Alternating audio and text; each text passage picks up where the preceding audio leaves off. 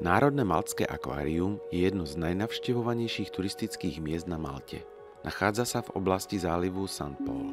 Akvárium bolo otvorené v roku 2013 a jeho cieľom je predstaviť návštevníkom bohatý morský život a jeho exotické druhy. Expozícia Stredozemného mora je zameraná na faunu a flóru, čo zahŕňa rôzne druhy rýb, mäkýšov i morské organizmy, ktoré sú typické pre toto prostredie. V akváriu môžete nájsť aj druhy, ktoré žijú v oceánoch po celom svete, vrátane žralokov, rýb z korálových útesov, raje a ďalšie fascinujúce tvory. Jednou z atrakcií je tunel, ktorým návštevníci prechádzajú, pričom im nad hlavami plávajú ryby. Tento sklenený tunel ponúka jedinečný pohľad na podmorský život.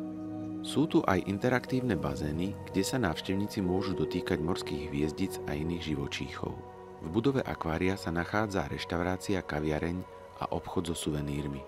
Toto moderné akvárium je zaujímavé a poučné nielen pre rodiny s deťmi. Je to skvelá aktivita pri zlom počasí. Ak sa vám video páčilo, neváhajte použiť tlačítko odoberať.